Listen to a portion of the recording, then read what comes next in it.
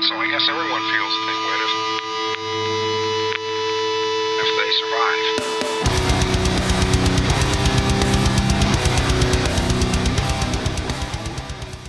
Welcome to the Classic Adventure Gaming Podcast. I'm your host, Gus. This is episode 12, and I had the opportunity to record live from North Texas RPG Con this last weekend. And let me tell you, it was a grand time. I had the privilege to sit down with none other than Mr. Matt Finch, the original creator of Osric and Swords and Wizardry. And we talked about everything from the early days of Retrocomb Publishing to his long-running convention campaign, Mithras Tower. And we even talked about what makes for a great adventure gaming module. So if you missed out on the Osric 3.0 backer kit project, don't worry. Late backer pledges will be live shortly. I had the opportunity to confirm that with Matt, so go ahead and keep an eye out for those. You definitely want to grab your copy of this new edition. I had the opportunity during the convention to look at a draft as it currently stands for Osric 3.0, and it looks fantastic, and it's definitely on the right track. It's going to be a great game, great set of rules. And then obviously, great adventure game modules are going to be created, have been created, and will be available alongside Osric 3.0. We're biased here for those particular authors. None other than our own Zerbis has written a module, as well as the great G. Hawkins, and also including Gabor Chomosh, who is known for The Webs of Past and Present, the winner of No Art Punk 1. So phenomenal authors. You definitely want to get in on this project. As well, I had the opportunity during North Texas RPG Con to sit down with the great Chainsaw to discuss the second half of this podcast, to discuss what he's been up to these days. It's been a while since he's been in any of these conventions, but we got an opportunity to talk about his creative process, lessons he's learned from years of running con games previously, and also too what makes for a truly memorable adventure. So if you play Lost Treasures of Atlantis or Brazen Bull, you already know his modules are incredibly legit. And it was a privilege to sit down and talk with Chainsaw. So you don't have if you've never heard of Chainsaw, please go check out his products over at Hyperborea. The publisher of that is Northwind Adventures. I will have links in the show notes. So with that said, one last piece of news. You definitely want to start thinking about getting your tickets for North Texas RPG Con 2026. Tickets are more than halfway sold out at this point in time. As I'm recording, I'm guessing that they will sell out in the next month or two, which will be unprecedented for the con, if I'm not mistaken. So this convention has truly become the home of old school gaming. And if you have the opportunity to attend, it's more than worth it. I highly encourage it. It's definitely something special. All right, enough preamble. Let's dive into it with Matt and Chainsaw.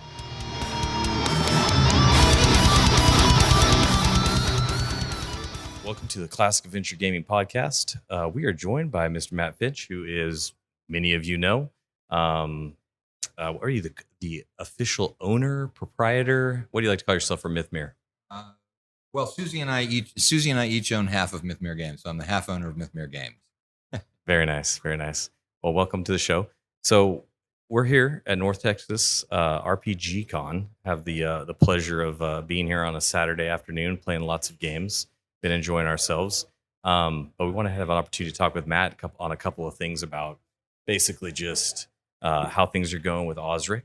And I know that we do have some listeners that are very familiar with Osric and what it is, but also because you are the man that was originally there with Stuart Marshall to create it. Just a quick history on where Osric came from, what inspired you guys to do it, and then kind of its progression and where it's at today. So, cut me off at any point because it sort of goes back a long way. You got to start in 2005 when at that point in time, Wizards did not have any legal PDFs of the first edition books out there. There was no print on demand. The books were actually fairly affordable, but everybody knew that they were going to start getting more expensive as time went on because we'd been watching OD&D, and those box sets were already up. Were already up to a couple $1,000s each at that point. So there were two main things with Osric 1. One was just preservation of the rules themselves, because they were literally going to disappear off the face of the earth, we thought, although they haven't, but that was one of the possible outcomes. And the second one was that everyone was doing third-party publishing for third edition D&D, because that was when the OGL had just come out. And we could not access the OGL to do anything for first edition D&D. And so the objective was to basically get an uncopyrighted or a variant version that was outside of the copyright laws out there, together with a trademark compatibility license, and then we would have the same coverage that third edition D&D had, and so people would be able to publish things for first edition AD&D.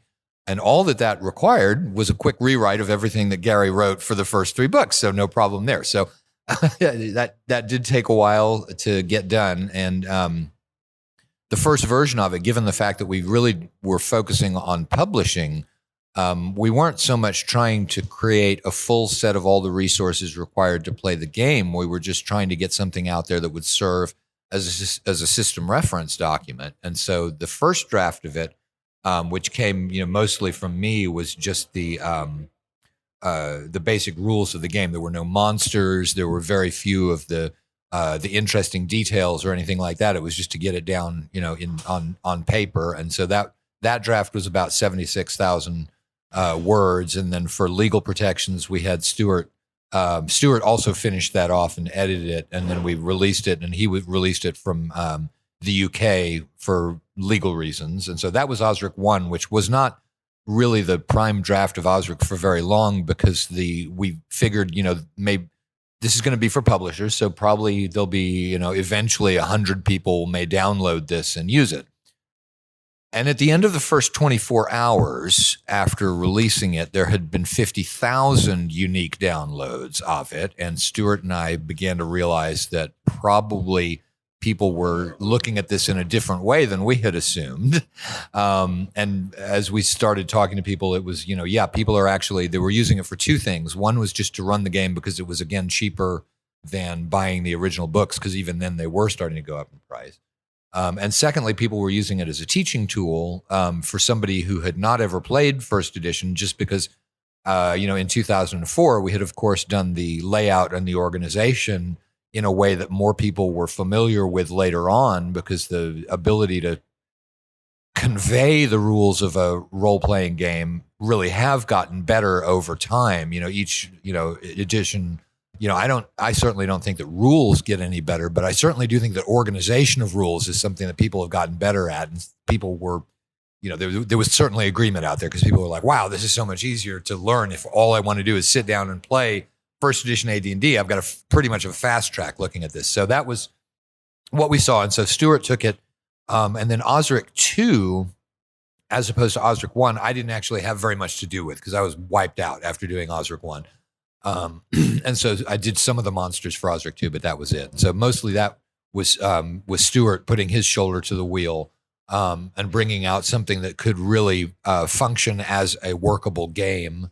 And then it's, then fast forward 20 years and a lot has changed. The OGL has come into question as being a safe place to harbor intellectual property. But we do have the Creative Commons draft out there from Wizards of the Coast. We've got, still one of the main objectives here is teaching edition, because the actual original books are now available, which they weren't at the time of Osric. So you can go to DriveThruRPG and get yourself a copy of the Player's Handbook and the Monster Manual. So we're just, sort of focusing it toward the teaching edition and making the rules more granular, so that somebody who just wants to know what are the rules, here they are, they're relatively easily conveyed. And so there, I think we've got, probably a long answer to a short question, but there is kind of it's been so long that there's kind of a lot going on. There's a lot of moving parts in it. So there's the long form answer. No, I appreciate that. So as far as the 3.0, congratulations, obviously, on the successful Kickstarter being funded. Thank you. Yeah. we were very interested about kind of what the next steps are for you as far as 3.0 goes, kind of what your hopes and dreams are for it, and where you see the future of just the Osric brand and license going. Okay. So from my perspective on Mythmere Games, the first big thing is to actually finish off the draft of the rules themselves. So we're going to, sort of crowdsource a lot of the editing on that. Probably before we send out final PDFs, we'll probably send out, some documents, possibly some, parts of the document, and let. There are a lot of experts on the AD&D rules out there, and various people are more familiar with one part of the rules than another, and so we're going to crowdsource the editing on that. And so I'm expecting to get 50 to 100 possibly documents with comments on the stuff that we've sent out, and integrate that, and see which comments I agree with, because sometimes there's room to differ on the rules interpretation. So we're not doing any more crowdfundings this year because we're just going to focus on wrapping up Osric and getting it out to people as quickly as we can. But I think the real thrust of your question was what comes after that. And so the real objective that we've got is not so, although we will be publishing Osric resources, really the objective is not for Mythmere Games to have Osric product line so much as it is to reinvigorate the DIY, cottage industry, or single publisher, or one-off publication of somebody.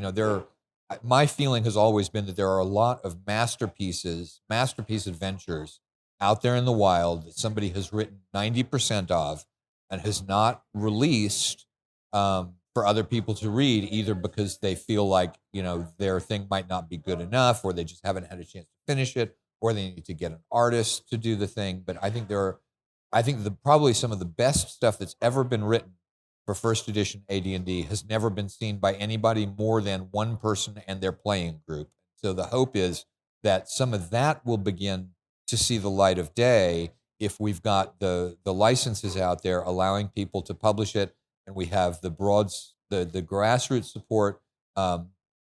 Definitely groups like CAG who are talking to people and encouraging to say, hey, yeah, we would like to see this thing. We would like to see what your adventure looks like, and so that's really the goal, is to reinvigorate the grassroots publishing of first edition AD&D and get that going out there. And so toward that end, we're doing two licenses. One of them is that we've just fixed the OGL, and we call that the ELF license. And it's basically exactly like the OGL, except that it's permanent, it's irrevocable. It's not quite so tough in terms of what you can do using somebody else's trademark, but it's fixed up.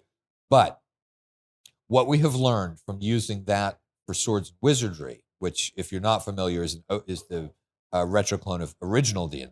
What we have learned from putting that one out under the ELF license is that now that a lot of people are not using the OGL, a lot of people are no longer really familiar with it, and so it's basically like a multi-page pain in the butt license.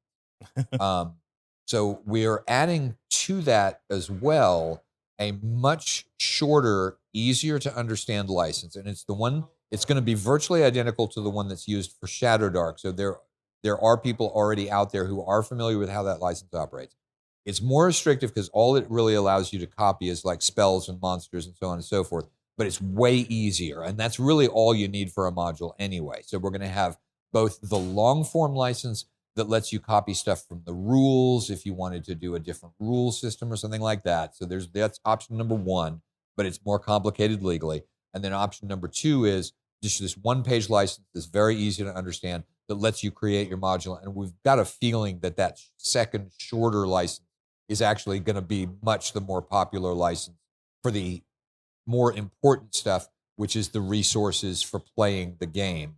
And probably game designers may use the other one, but this one makes it very easy for somebody who has a module to get that module out there in front of people. So that we're using two, basically it's you pick whichever one you want to use and you'll be able to use it. So that's the plan on the licensing that's going to support, hopefully, the grassroots publication of more AD&D stuff.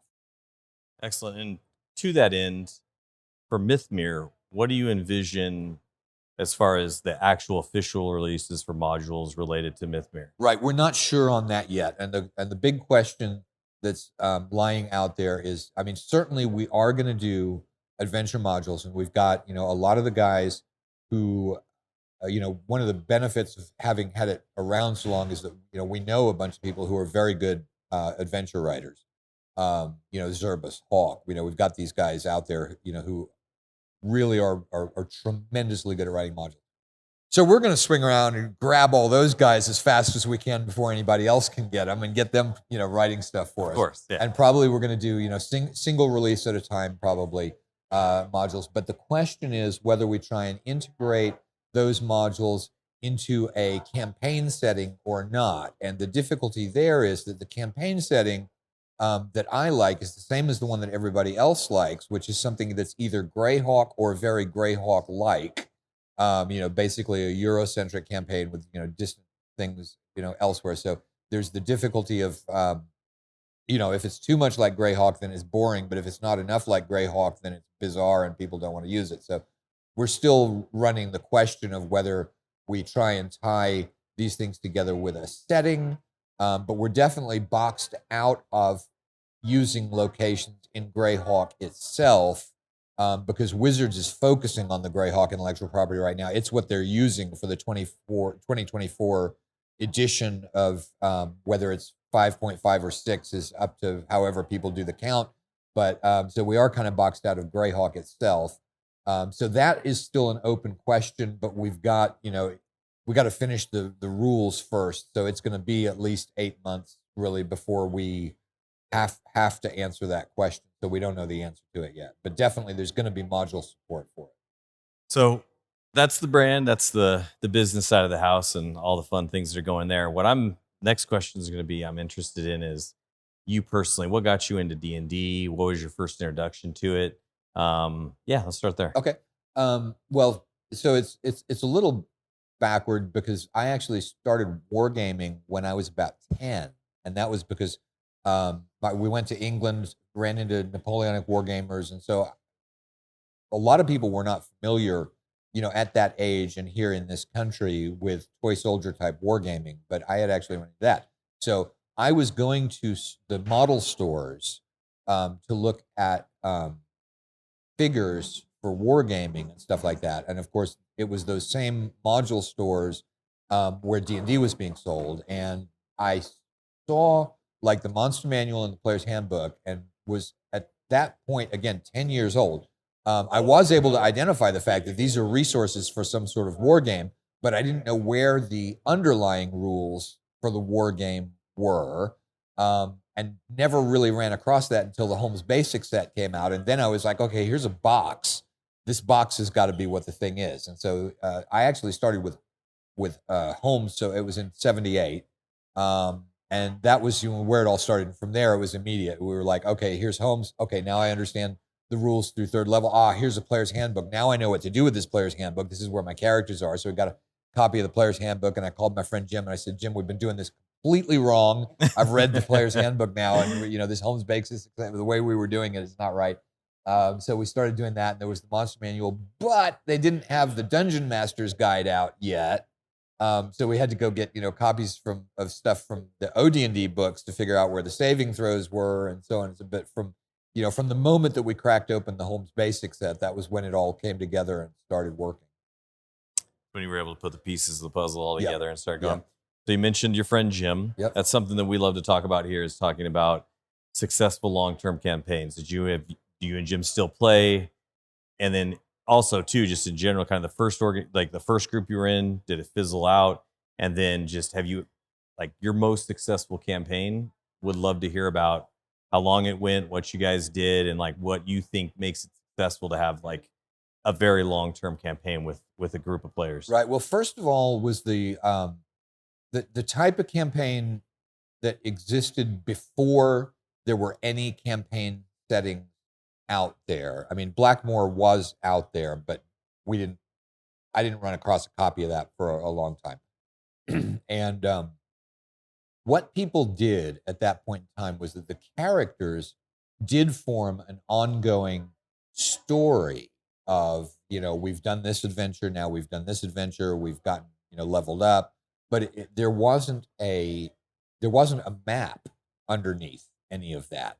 There were, places that you might go back to, but nobody had a map. And I don't know whether that was common or not, but it was an oddly detached narrative of events without any background setting until the Greyhawk campaign came out. And by then, Jim had moved away, so we weren't in the same place. So the first long-running campaign that I was ever in was sometime in middle school. It was about 7th or 8th grade, and that was with my friend Sean.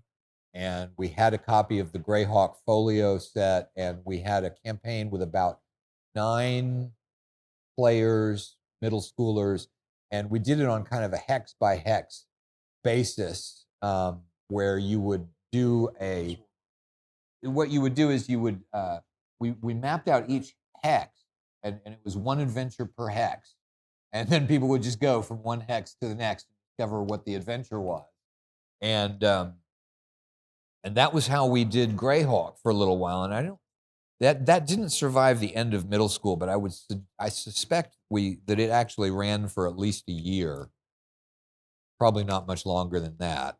And that was the end of that campaign, during which time we caused a war in Saline, and somebody tried to take control of Saline. It was all sort of focused in there. So off the top of my head, I don't really remember what that's adjacent to in the other, maybe Fiore.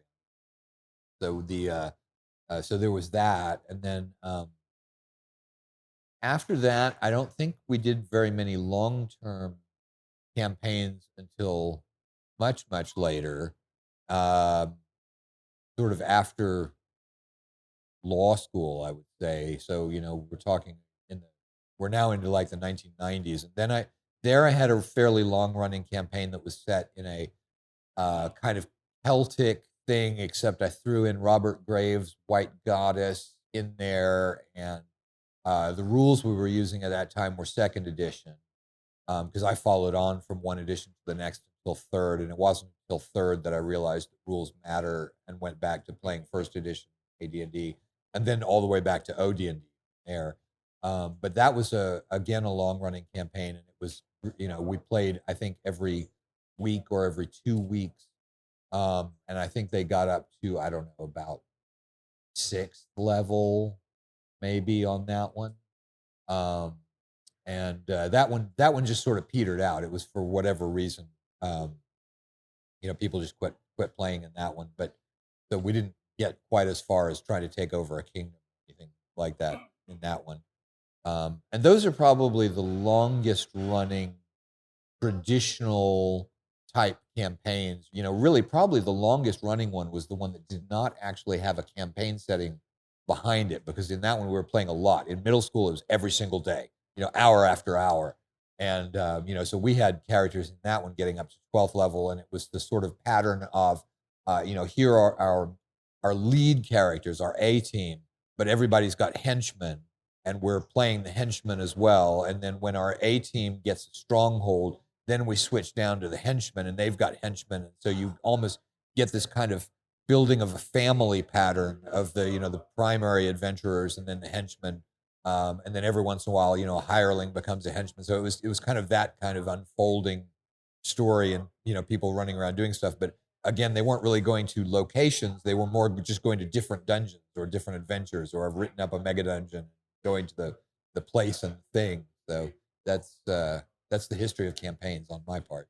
That's great. And then with those, what lessons come to mind from you as far as what you took out of them? And then if you were to provide recommendations to folks about how to have a successful one, what would you recommend? Don't split the party, dial it up to 11. I mean, my approach to things is, I'm sort of more of an OD&D player than an AD&D player. And by that, what I mean is that I focus a little bit less on the accuracy of the wargaming rules and a little bit more on, if it's going to turn out, more exciting, the rules are a little bit less important. So, I think that there tends to be a split between those two groups. So I'm more of the viewpoint that if something can go wrong, you as the DM really should make it go as wrong as possible. But I think that's the thing. The main thing to remember is that background behind it all is that you're playing to have fun, and also that for the DM, always keep in mind that this is a game for you too. Part of the player's job is to surprise you as the DM, and it's to remember that it's not a performance art, it's a game, and you're playing too. Absolutely. I think my experience that I've had, which was wonderful last year with you when I got to play in a Mithras Tower game, was I think that's a campaign for you, because the players that come to these cons that participate in your games have long-standing characters. Oh yeah, so absolutely. So I should mention Mithras Tower. Yeah, so many years ago, we were, right after doing Swords and Wizardry, we wanted to come to North Texas RPG Con, which is where we are sitting right now. Absolutely. And the thinking was, what sucks about convention games? Well, it's a disposable character. You get a pre-gen, you really don't care whether they live or die. Why don't we do a thing where you actually get to keep your character? Because that's, what we were trying to simulate was living room, in your actual living room type gaming, only with the people, that play the sorts of games that we do and play it well. So where we ended up was running, game after game after game. And I developed, a fairly big mega dungeon, Mithras Tower. And we had people coming back in and continuing to play through the whole thing. And so I've been running that.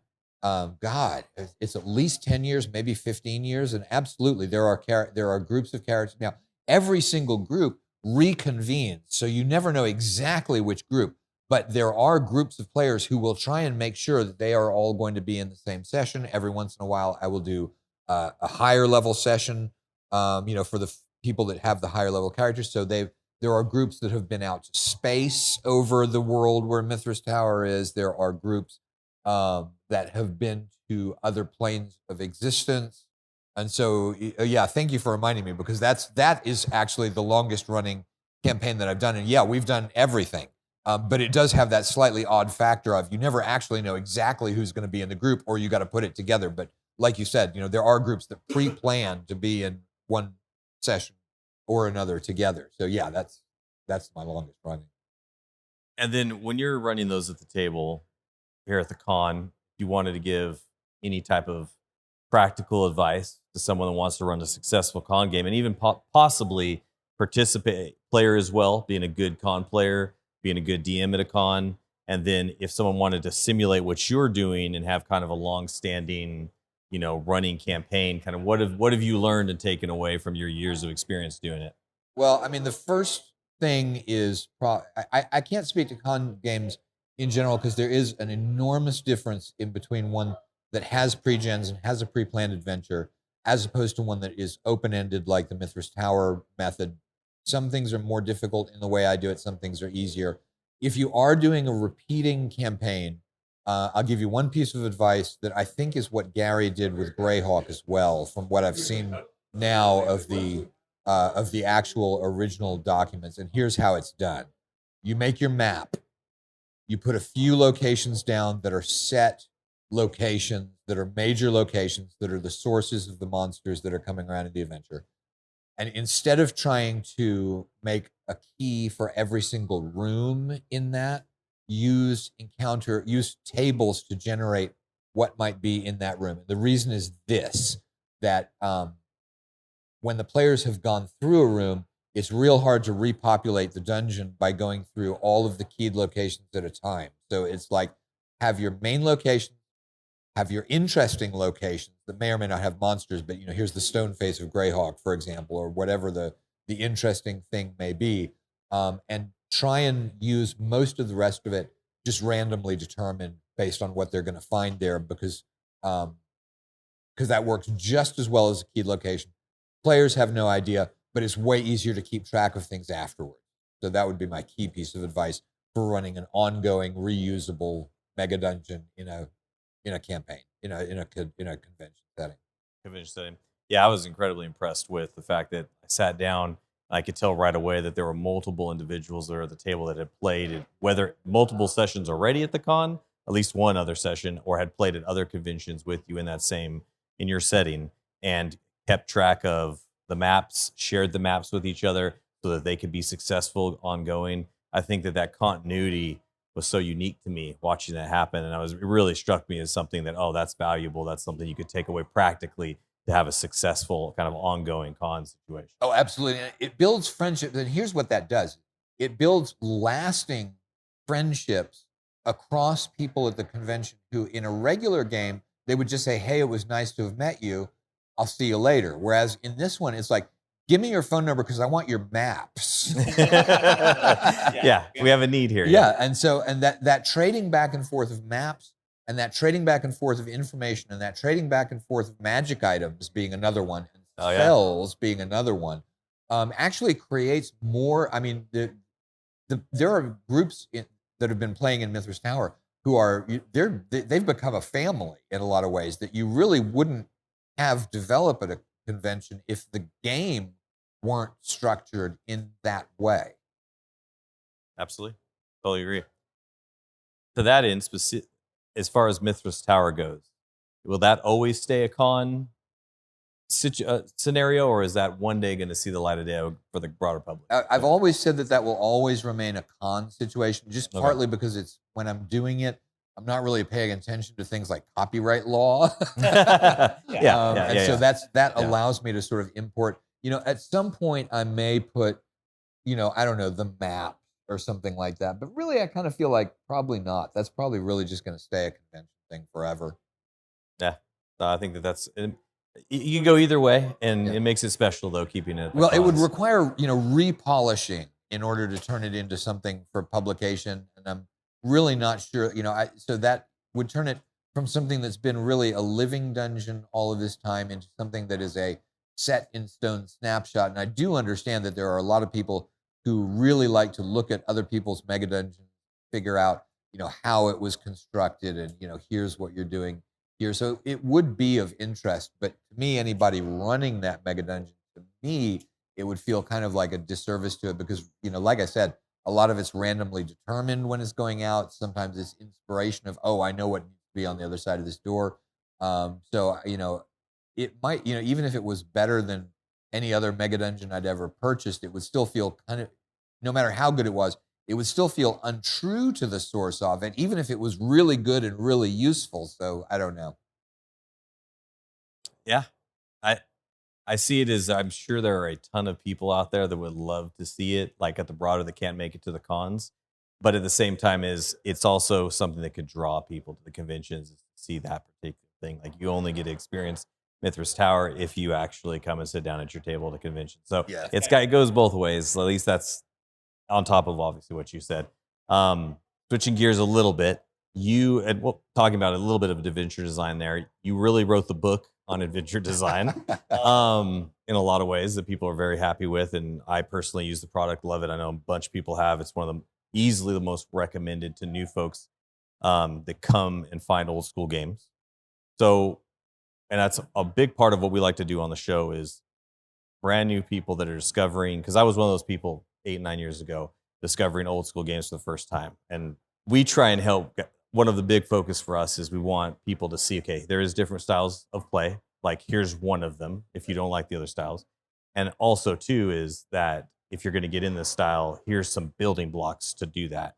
So for someone that's brand new to the hobby and having, created the Tome of Adventure Design, published many adventures, what would your advice be for some individual that's brand new that wants to write their first adventure for their table and get after it? Like, what would you tell them to do? Kind of what would be the nuts and bolts for that? Well, I think we're talking not completely brand new, because my advice for a completely brand new DM is actually to go and find a copy of Keep on the Borderland.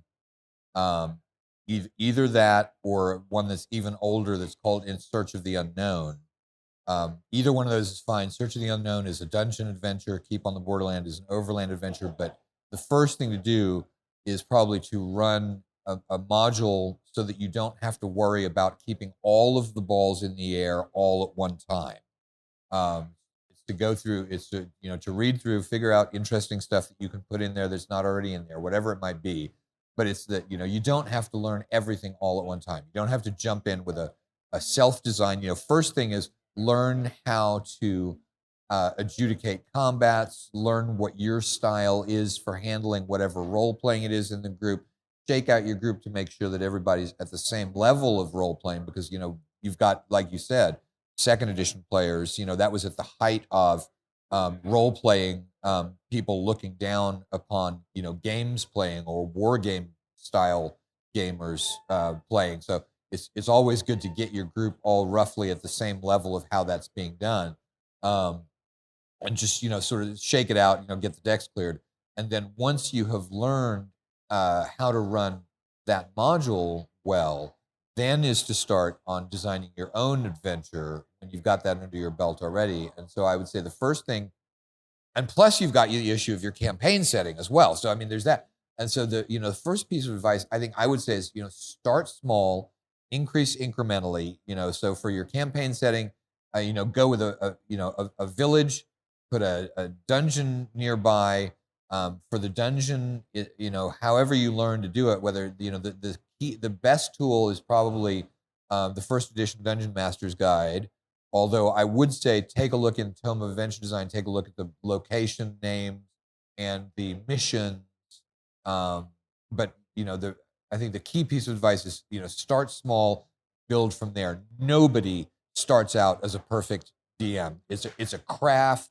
There are a lot of things in there that are talent, but you can learn all of the parts of the craft bit by bit, as long as you don't have any players that are complete assholes and getting on you about it and expecting you to do it, too much at once. But, work with people who understand that you also are learning the craft as you guys are all learning the system. So. Yeah, we find that that's its own art that we discuss a little bit as well. I'm kind of curious your take on that. When you are finding players that are compatible with your table, how do you generally, is it through friends groups? What would you recommend to somebody that maybe doesn't know right away if they have an immediate friend group, but they're interested, they played some games at a local game store, they're interested in starting their own game and potentially creating their own setting and running? What advice would you give them to be successful? Okay, I'm gonna have to punt on that one because I have No. I have no idea. What would I do? What would you? I would put a post up on Facebook and I'd have 100 responses because I've already. That's true. That's a good point. You are who you are. I'm so far away from that situation that I really don't know. What I would suggest though is the one thing is having a group that has all got roughly a similar idea of what level of tactical play you want and what level of role playing you want. So I would say go to a group where that has already begun to shake out, where people are picking this group online because they have similar interests. So I would say, going to CAG is probably your best way to make sure that you're finding a group that has all got similar sorts, similar range of interest, or going to, the Mythmere Games Discord and asking there. But I think going to a publisher like Mythmere Games that's probably pretty good, but it's certainly not as good as going to a group that has already refined it like CAG. But the problem is that CAG, you're gonna, each step of that, you're gonna get fewer and fewer people. So you're probably not gonna get as many at CAG as you would at Mythmere Games, as you would at Facebook, RPG Facebook group, Facebook group is going to get you a lot of people, but they're going to be all editions and different approaches to it. But I don't think I really have very good advice because I'm just too far removed from finding gamers at this point. So. I'm curious if you have any interesting tales from your early days when you were recruiting and or being recruited into groups. Like, there was anything unique about you just ran into people and sparked up conversations that, like you said, you said after law school, you actually started up a group. How did that come to be? It was with we moved back to my hometown. My friend Jim, who I started the whole process with, had also moved back to Houston by that point. So it was basically me and him and then we each had a couple of friends. We said, hey, why don't you come along? We're going to do a group. Had they ever played before? Like those guys you invited? Yes, everybody. Okay, Everybody had played before in one edition or another. Okay. So, but some of us, hadn't played for many years in between. But everybody was already a veteran gamer at that point. So that worked out real easily. And I don't. Part of the thing to realize too is that if the DM is a very, very strong personality, you're going to have all of the player group adjust to that and begin playing in whatever range of role-playing versus tactics the DM is suggesting to them. A lot of this game has to do with, social contracts, strength of personality. I mean, human beings are social animals. We do certain things. So, there are some people who have virtually no effort whatsoever getting all of their players lined up and having everybody play in a way that works with everybody else because they're good at crowd control. And other people may be brilliant adventure designers or unbelievably good at tactics, but don't have the social, abilities to get a group of players in line. And then you're going to run into, crowd control issues. So part of the thing is knowing where your own strengths and weaknesses lie. Completely agree. I think everybody has their own social niches that they know well. And that's usually what we advise is people figure out. You probably have friends who probably are interested if they've never played or maybe played and you didn't know. And so it's always good to start in your own social circles first. That's usually our general advice because you're going to have compatibility, right? Already as friends. Now, it doesn't always mean it's going to be, the perfect scenario. They may have no interest, right? But at the same time, generally speaking, that's usually where we tell everybody, start with your social group first. And then, yes, start looking into play styles that you enjoy or think you would like. Try those out. Be a player like you already mentioned before. Start out playing if you're not haven't DM'd yet. Figure out the type of game that you want to play. Yeah, I mean, everything that I say is from the standpoint of somebody who's been a forever DM. Yeah. Ever since the absolute beginning. Never really, even thought much about doing, but, I play, in an offside game. But, so I'm absolutely taking it totally from the DM perspective on this one. So. No, that's good. That's good. That's the perspective. That's a great perspective to have.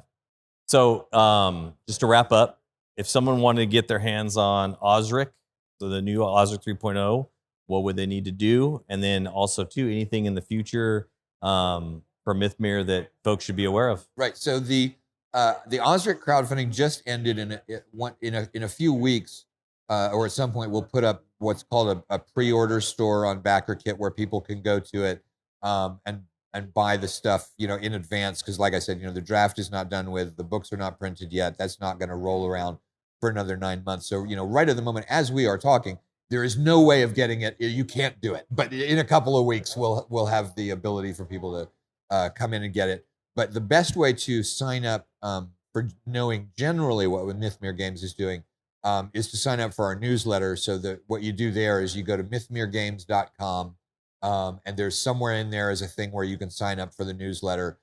You have to actually do that because we don't opt people in. You have to opt in to receive the newsletter. If you buy something from us, it'll ask you for your email address, but you'll never hear from us unless you actually go and affirmatively sign up for the newsletter. So you want to do that.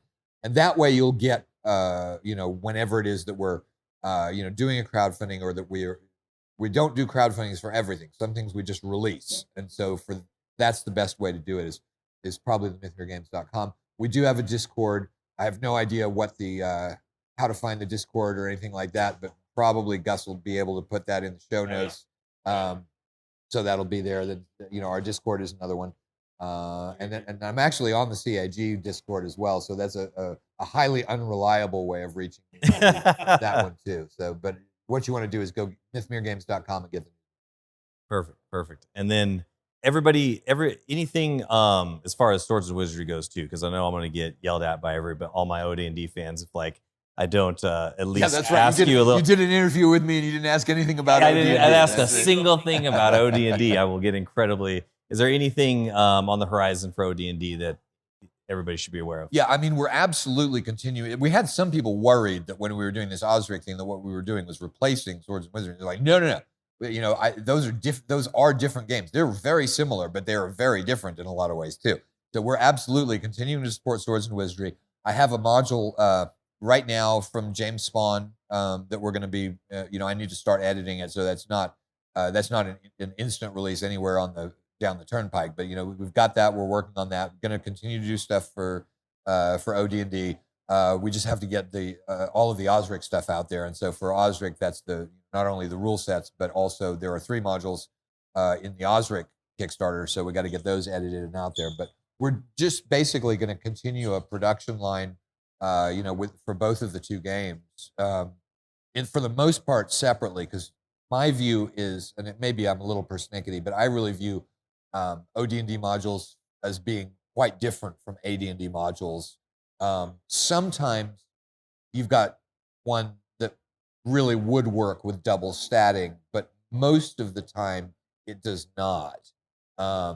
So we're probably just keeping 2 completely different lines of modules going out there, and we'll just rely on the fans to be like, okay, I've got this Swords and Wizardry module. I think this would work great for Osric.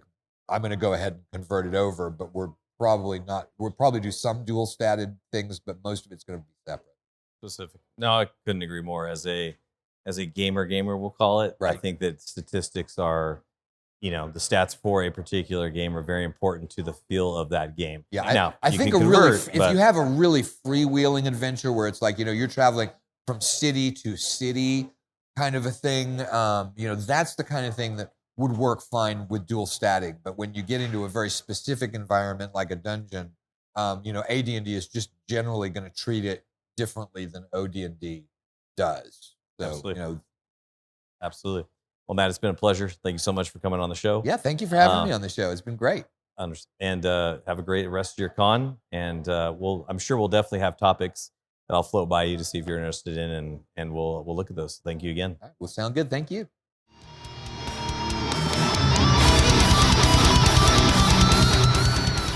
Thanks for joining us. Oh, well, thanks for having me, Gus. This is a pleasure. I'm flattered and honored. Awesome. So go ahead and introduce yourself. Who are you? How long have you been gaming? What is it that you like to do in gaming? Well, I'm nobody, just a regular person like anybody that might be listening to this.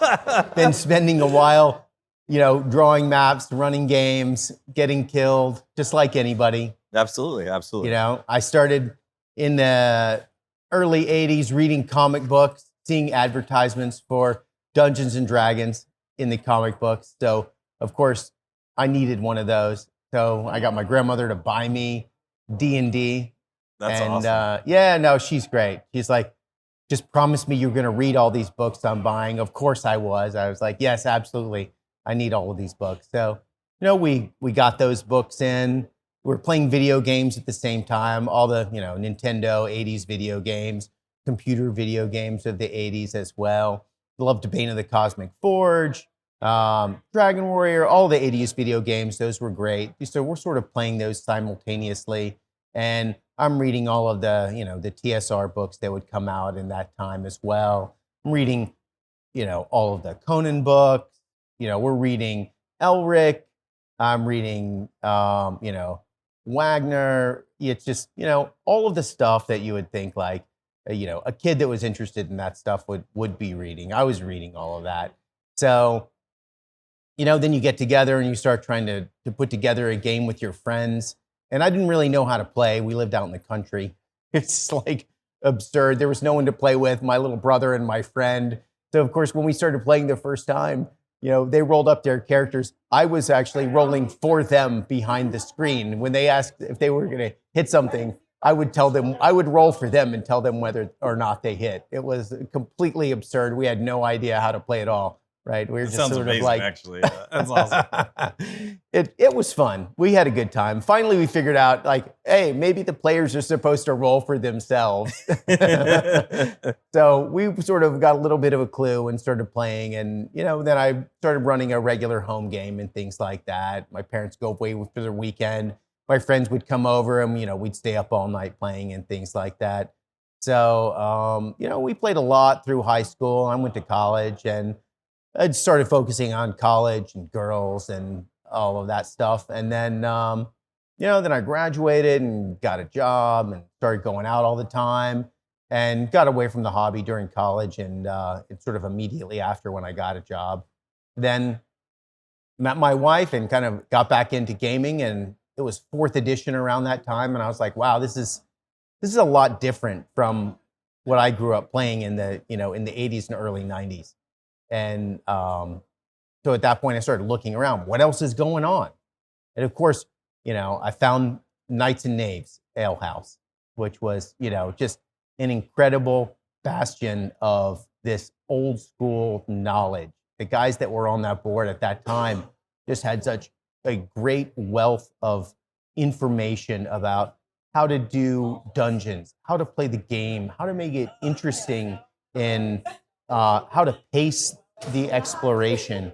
It was a true wealth of knowledge, and it was a lucky place for me to sort of run into the people that were designing Osric, that were designing Swords and Wizardry, to be there with Mythmere and Papers and Paychecks and Steve Foster and like so many other people on that board then that were just there talking about what is it that makes an effective environment for exploration. And reading that for a few years and trying to run a game at home, and then we started playing some. A friend of mine was running Capital Bill was running an OD&D game. That was great. We played in his game. It was super fun. And then I started running a 1st edition game for them. We had a great time doing that. And then Jeff's Hyperborea game, Astonishing Swordsmen and Sorcerers of Hyperborea, came out in, I think, 2012, which I played for the first time when he was running one of his modules at, I think it was like GaryCon 2 or 3. I don't remember. We were playing that, and I was like, wow, this is really fun. This is, something that I like. I like the theming of this. I love Tolkien. Of course, I was reading Tolkien growing up like anybody. I mean, so I love playing game with elves and dwarves and orcs and things like that. But I've been doing that for a long time. And I also had a strong interest in science fiction, like a lot of people. And so, this game that he put out that had mostly humans that were either from some kind of historical or quasi-historical world, it was sort of interesting to me, and all of these dark gods and cults and mostly demons and twisted otherworldly aliens and evil humans. All of that really appealed to me for some reason. I don't know. I might have been. It's completely normal. Yeah. It's probably completely normal. I don't know. So, that I started playing a lot of Hyperborea then, and and then I went to the conventions, like I was saying, and then finally, after a couple of years, I thought, maybe I could run a game at one of these conventions. It was really intimidating at first, though. I thought, I really don't want to mess anything up. All the people here really know what they're doing, and I'm, I don't want to be the guy that runs a game and everyone's like, oh my God, really, you don't know what you're doing at all, right? But it turns out most people show up and they just want to play and they just want to have a good time, and nobody's judging you the whole time. And the early Gary Cons and the early, North Texas RPG convention cons were just that way. So it was a great learning experience to come here and learn from all of these people running great games and sort of teach me some of the tricks of how to run a fun game. And so, that's sort of the train of events that led from just, the regular kid like anybody reading comics in the 80s, seeing advertisements for D&D in the background, playing video games and buying the books and starting a group with your friends, and you wind up going to conventions and running games and meeting really cool people. And that's, that's kind of the whole story. I wish I could say it was super unique and no one had ever experienced that, but it's, that's the way it goes sometimes. It's fun. Well, you're right. That is a normal experience, especially conversations with guys that have been around in the early days, coming up and having those experiences. It's always interesting for me because I didn't have that. I came to it later in life. So it's fun for me to talk to you guys that had it when you were kids and younger. And but even though that's a normal arc for sure, I would say that, and actually that leads right into my next question for you is, what inspired you to actually be like, you know what? I would love to release some modules. Like, I want to actually publish something. Like, that's a big step, right? Going from, yeah, I love to run, I love to play at cons, even get better, like you were mentioning, at cons. But to say, you know what? I think I got something here that other people would like. I don't know. You know, part of it was if I'm gonna prepare something for other people, public people that I don't know that well, I'm gonna go through all of this effort to put this together for them, then maybe someone outside of that immediate crowd might be interested in running this. So maybe after I put that together, then maybe I should polish it up a little bit and see if someone else outside of the convention might have a use for this. And, you know, I thought to myself, maybe this would be fun to do. Maybe it'd be fun to take this and polish it up so that it can have a use and it can have a life beyond just experiencing that at a convention. So for all those that don't know, what's the stuff that you published? It's not much. I haven't. No, you're not gonna get away with that. It's true. What's the stuff you published? It's true. I haven't published that much. Just 2 modules. It's really nothing at all. I did this module called The Lost Treasure of Atlantis for Jeffrey Talanian for his Hyperborea game. And that's the first thing that I've ever worked on. And, you know, I want it to be as cool as possible. I really like science fiction. And I really like Metallica, and Ride the Lightning is one of my favorites, one of my favorite albums. So I thought to myself, I need to include a whole bunch of like some kind of a lightning theme in this module. And so I came up with this idea that this structure would be some kind of ancient generator that the Atlanteans built for the old Hyperboreans. And I came up with multiple levels for this for people to explore. And I ran that almost 20 times, and in Texas and at Gamehole and at GaryCon. So we did that module, The Lost Treasure of Atlantis, and then the Brazen Bull, which was just a short kind of 20-25 room module. So the Lost Treasure of Atlantis is probably 115 rooms across 4 levels in a town, and it's very elaborate, right? And then the Brazen Bull, which is like 20 or 25 rooms. It was kind of a last-minute thing that I suggested to Jeff that he put in for a reprint of Rats in the Walls, and so that's it. It's just those 2. Out of curiosity, who's involved? Like, because I heard that it was a compilation, and you were obviously on the ground floor of that. How did that come about? Who started with the Rats in the Wall? Was that Jeff? Oh, yeah, absolutely, Okay. Jeff. So, Okay.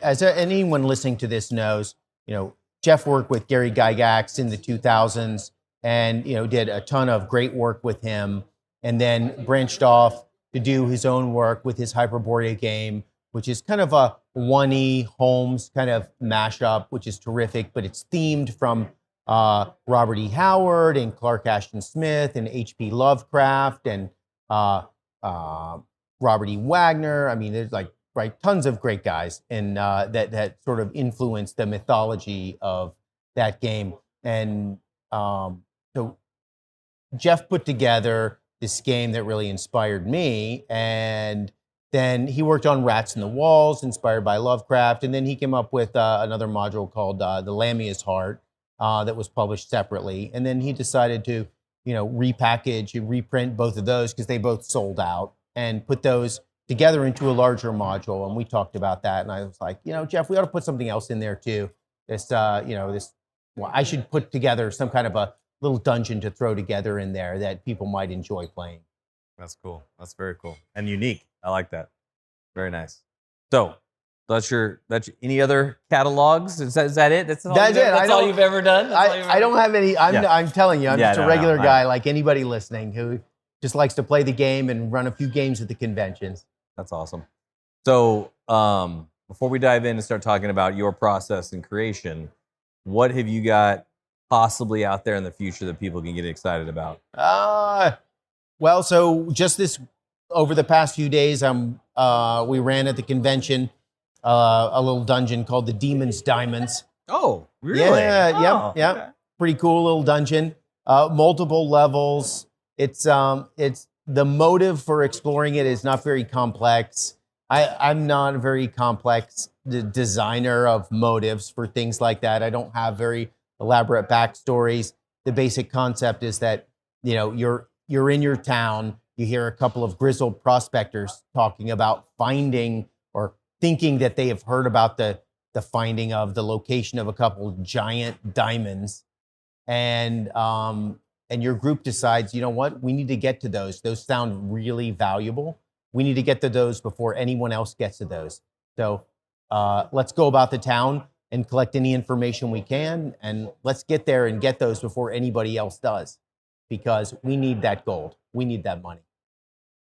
Yeah, no, I can attest to that is going to be an absolute banger. It's good to hear that that's going to eventually be released one day. I had the opportunity to play in Chainsaw's game, so thank you for having me. That was a great time. Oh, it was a pleasure, an absolute pleasure. Everybody's been great. We've run it 3 times this convention so far. You know, it's always fun to run something complex at a convention where there's sort of multiple points of ingress, and you're never really sure, okay, are they going to go in entrance A? Are they going to take entrance B? Are they going to take entrance C? And this was the case when I ran Atlantis too. And it keeps it's really interesting for me, and I feel like it creates a lot of optionality for people that are playing to have a unique experience, even if they talk to someone else who's already played in it. And so that, you know, that was super fun. So let's jump into your creative process, because we like to give, as you know, listening to our podcast, we would very much appreciate. Very honored for that. Thank you. We like to give people practical advice. So for you, absolutely creating some of the best modules that many of us enjoy, how do you go about that? Like, what's your creative process, and then like the nuts and bolts and how you get that down into a published form eventually? Sure. Yeah, no. Well, first of all, I absolutely love this podcast. I heard it for the first time early last year in 2024, and I hadn't played in a few years post-COVID. And I listened to the first few episodes, and I was like, wow, this is awesome. I need to get my game back together. I need to get to start playing again. These guys know what they're talking about. This is fun. They're focused on the things that make a game interesting, strong pacing, exploration, interactivity. You know, those are the things to me that make a session fun and keep people progressing through that session and wanting to keep moving. And I thought, wow, this is really awesome. So I absolutely love the podcast. I'm a big fan. And so let's just get that out of the way. But my creative process, I wish I had something that I could tell you was incredibly sophisticated and classy. And this is embarrassing to say, but a lot of times I just start, I drink a few beers. That's the way I start. I drink a few beers, and then I grab my mapping paper and my pencil, and I sit down and I start just drawing random shaped rooms and random shaped passages and connecting them all together. And then, after an hour or so, I look down, and if it looks stupid, then I crumble up the paper and throw it away. If I think it looks cool, if I were to grab this from someone else and say, that's an interesting looking thing, then I say, well, I'm going to go from there. I'm going to keep going, and I'll take it, and then I'll just keep drawing and mapping and connecting rooms. And, one of my good friends here was like, oh, how do you think about mapping? He's like, whenever I map, it's always very symmetrical. And I was like, well, you can start that way too. You can draw something symmetrical, and maybe that could be the original design of the location. Most human-made locations start with like a practical, sensical design, right? Yeah. So you can take something like that, and then you can collapse walls and ceilings and throw in a couple wild burrows that some kind of underground creature has made. Maybe there's been an earthquake and some rooms have been closed off.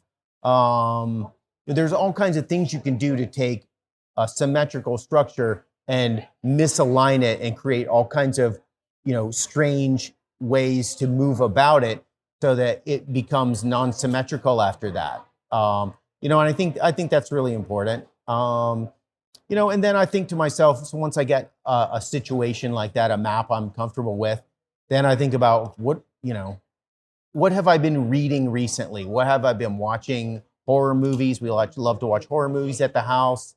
I'm embarrassed to say my son, he's like only 13 or 14. We've probably seen like every horror movie under the sun. It's embarrassing. How many late nights, or is he good, like sleeping after watching those movies? Because like anything remotely scary with my daughters now, he's a boy, so it's probably easier. But my daughters, man, I can't show them anything, and they're like 100%. He's like, pretty good. Up all night, like can't deal with it. He's pretty good. Is he? But That's I mean, awesome. I do fuck with him a little bit because like I go to leave the room and I'll turn the lights out and then I'll crack his closet door open a little bit and he's like, no. That's good. He's like, close the door. Close the closet door. Don't even try that. Yeah. Close the closet door. So that's the kind of crazy shit that it will happen at the Chainsaw house where we watch a horror movie and I put him to bed and whatever, give him a hug goodnight, and then I slightly make the closet door ajar and try to leave the room. And he's like, no. I know what you're doing. Yeah, I know what you're doing. Close the closet door. Yeah. So, whatever media it is that I've been enjoying, whether it's, I might be rereading, the old James Silk, Frank Frazetta Death Dealer novel, or I may be reading Robert E. Howard, or, Carl Wagner, or, whatever it is, or watching horror movies. Maybe it's old ones, maybe it's new ones. And then every time, like when I'm watching any of those, I think maybe one of your other guests said this one time, if ever something strikes you and you're like, wow, that's kind of cool, then I just pull out my phone and I like text a message to myself, something. And then so now I have like this long list of stuff to myself of situations or ideas or themes or whatever. And I just go back through that list. A lot of writers used to do this in the old days too, but there was a pen and pencil, a pocket. Yeah, right? Whenever they meet someone like interesting in public, they're like, oh, I met this person and they had this weird like personality tick, or they were cool in this way or whatever. And they write that down and that becomes a character in one of their books. And everyone should think about doing that when they're like, wow, how do I put something interesting in the module, right? Because it's not just like monsters and puzzles and rooms, but it can be, you also want to have an NPC type person that you can interact with, because not everything should be a battle or a puzzle. There also need to be opportunities to have, an interaction where you can talk with people and determine, well, maybe this person will join the group. Maybe they won't join the group. Maybe we get some information. Maybe they run away. Well, it's more fun if they have a personality quirk or tick to them. So then you just go to your list in your phone or on your notepad or whatever, and you're like, I got one. I love that's inspired by real life, like real life people you meet. That's fantastic. Yeah, absolutely. And absolutely everyone should do that. Then, I go to my notebook and I compare it to my map and I just start populating cool stuff in there. And a lot of the art too that I look at is just like anyone would do. I think about cool pictures that I've seen in the books, and and that provides a lot of inspiration. And then, you got to sit down and grind out some of the areas. And that part kind of sucks sometimes, right? Because you get like a cool idea for a room, but then you think, I got to sit down, I got to kind of like type out or write out some of the basic stuff for that area. And what I usually do is just give myself a word count limit, because you do not want too much, right? So, all right, I'm going to do no more than 50 words, 100 words for any area, maxed out, and figure out, can I get it all in there or not? If I can't get it all in there, why? What am I including in there am I including anything in there that's just too much, right? And the first red flag for me is something that starts with, this area used to be, right? If it's this area used to be, that's more of a brainstorming process for yourself that you left in and needs to be excised from that, right? Which is cool, that's fine, everybody does that, but that's more of like a draft form for me. And if I see that, I'm like, okay, that needs to go. Because what I need to just put in there first is what people are experiencing first, right? And then later needs to be maybe a note for the referee or the DM, kind of like maybe what used to be in case someone, I don't know, uses some kind of a spell or something like that to get some information about the past. So then I get that all down, and then I come to a convention like Texas or GaryCon or Gamehole, right? And then I just run it, and I make all my pre-gens and throw them out there, and I've had parties of mostly fighters or, small group of thieves or magicians, and they go through, and everyone has a different approach, and you've sort of got your group of fighters who roll in there hard, going through like banging down every door. Maybe you get some, the thieves and the magicians who are trying to take a stealthier approach. And I find that all super helpful because it helps me stress test the different routes and the different ways that, people can try to access different areas. Because for me, and this makes it more difficult to run, frankly, but I want there to be multiple ways to get in and get to the goal. And that means there need to be some direct ways that are sort of maybe more, aligned with a heavy fighting combat party, and then maybe some secret ways to get in. To me, that makes it more fun to run because I never really know which way people are going to take. And I also think it makes it more interesting for other parties to come, for other people to come in and run it, because, you never know what kind of party someone might have at home. People might have like a more combat-oriented party. They might have a more stealth-oriented party. There should be some different options for people to get in and get out. And for me, it's not only more fun to design for that, because it's like having, multiple ways to do things, but I think it makes it more accessible for, for anyone who's using that. So we do that. Then we do the conventions will often function as the testing, and people go in and they do all kinds of different things. And I sort of find out, okay, this doesn't work or this works. One example from this thing I was running this weekend, the Demons Diamonds. One group went in, they went into an entrance area. There's a sort of a situation where some people got put to sleep, in everlasting sleep. They couldn't be awoken from it. And there wasn't really a clear way out of that. But one of the members of the group did something with a statue nearby. And I thought, you know what? That's really cool. If you do that, I think that should create some kinds of a cleansing effect that removes this curse or disease and allows these people who've been putting into this everlasting sleep to be broken out of it. And so I hadn't really planned that, but I thought in the moment that would be cool. I wish I would have thought of that when I was writing this, but I didn't. So then in sessions 2 and 3, when I wrote that it was the way it had functioned. And so I changed that sort of on the spot for sessions 2 and 3. And so, different situations like that happen as you're play testing it, because you get a better sense of, well, this is how people are going to interact with a certain area.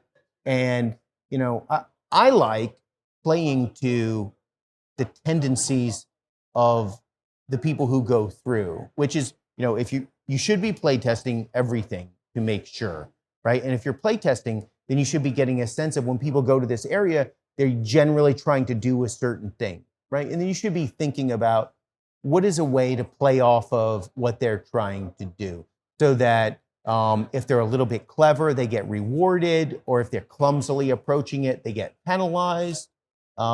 Maybe there's a way to approach it that requires stealth and magic that has a different result.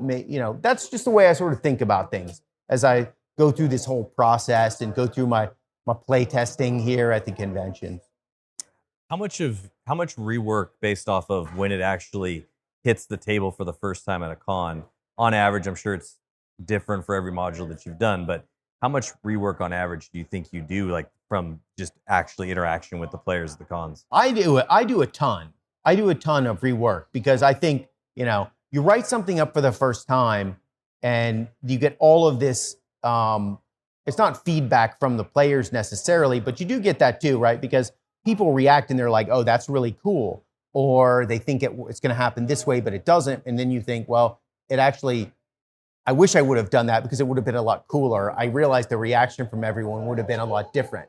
For example, there was a case this weekend where people recovered, a certain idol from an area, from a gelatinous cube, and inserted into this mouth in the wall of this other area, and nothing really happened. And I thought, if they did that, something cool should have happened. Whoever did that, there should have been something cool that happened. And when I go through and rewrite that, something cool will happen. And so that's the sort of thing. If you don't play test, you don't get that iterative feedback from people to understand, how do people actually use this product? And that, that's what you should always be thinking if you're actually trying to publish something. But again, I'm not an expert on this. I published like one thing, and thank God, and all praise to Jeffrey Talanian for throwing me a bone with the Lost Treasure of Atlantis and helping me out. He just did an amazing job on polishing that up and making that the best that it could possibly be, and then working with me on the Brazen Bull to integrate that into his other two modules and make that really something fun that people could use in Hyperborea or elsewhere. And it's funny too, because I have gotten the most positive feedback on the 20 or 25 room Brazen Bowl dungeon that we created in a couple of weeks. Way more people have used that than my big elaborate Atlantis dungeon that required a couple of dozen sessions of different feedback. So it's just kind of funny. You never know what's really going to be popular. And the Brazen Bull, like I said, was something is just very very casual. And I just thought, how can I make this as absolutely degenerate as possible? And it turns out, people really react to that. It makes it's memorable. And I think that's, it's important to have memorable scenarios in what you do. But, those memorable scenarios need to have a bunch of different options for people to resolve. That way, it doesn't feel railroaded. Of course, you never want to have a singular way to defeat something necessarily. You might have a singular way toward the most positive outcome, but there should be other, ways to resolve something that have, varying levels of success or reward. Someone that sat at your table, myself, and had a great time, what would be a single tip that you could, or a couple if you got them, for anybody that's running a game for the first time at a con? They've been players, they've enjoyed themselves, they've come out to the convention, and they're like, what? I feel like I got something. I want to do this. I want to give this a try. I want to DM. They got the courage up. Let's go for it. Let's DM it at a convention. What would you tell them?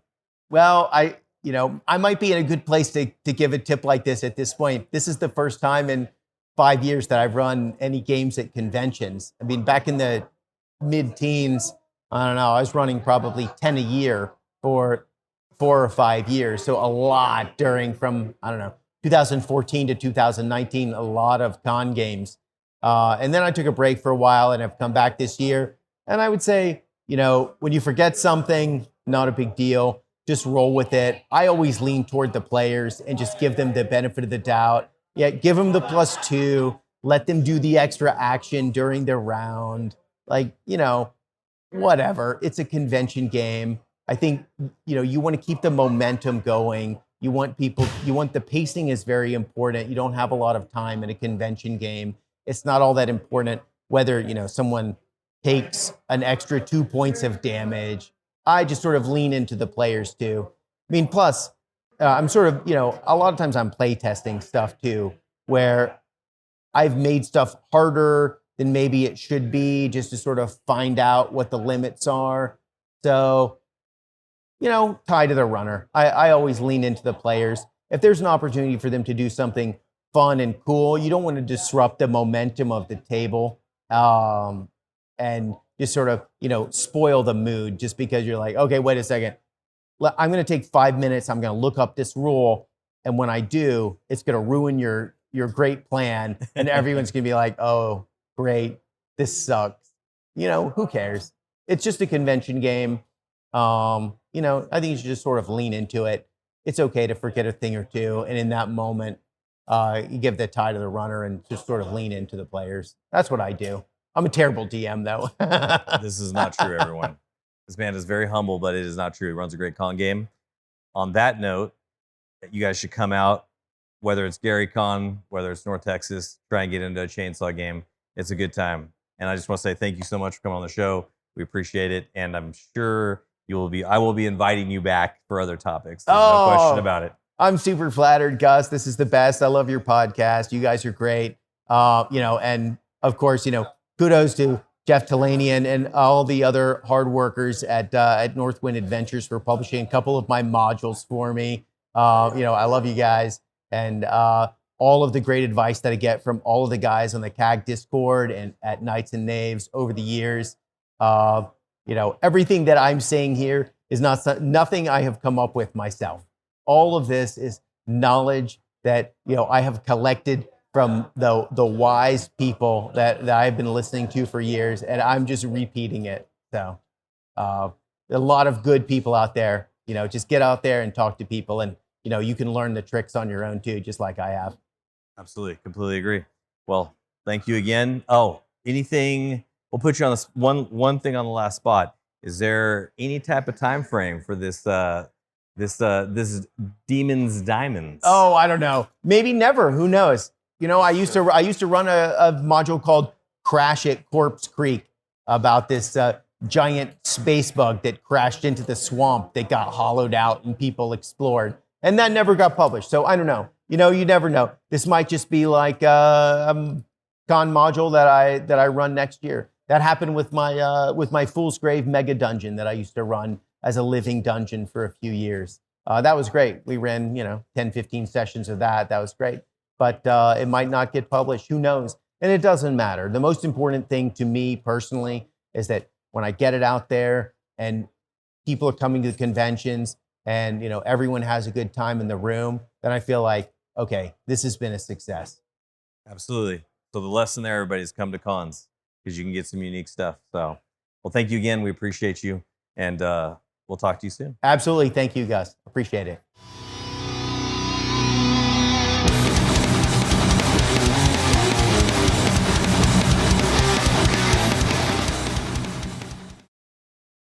Thanks again for tuning in to the Classic Adventure Gaming Podcast. I want to get a huge shout out to Matt Finch and Chainsaw for taking the time out of their busy convention schedules to talk to me and do a deep dive on their thoughts around classic adventure gaming. I'd also like to take a moment to thank everyone at the North Texas RPG Con for keeping the lights on year after year and running the best old school convention that there's out there in the world. That being said, if you haven't already paused the show to make a few purchases after these two interviews, be sure to check out the Osric 3.0 backer page on BackerKit and go out there and explore Chainsaw's adventures over at Northwind if you haven't already. And I promise you will not regret it. Both of their products are top tier. And remember, if you want the opportunity to roll dice with some legends, as well as some good old classic adventure gamers like myself, grab your 2026 RPG Con badge now before they're all gone. As always, come hang out with us in the Discord server and play some games. And until then, we wish you happy gaming.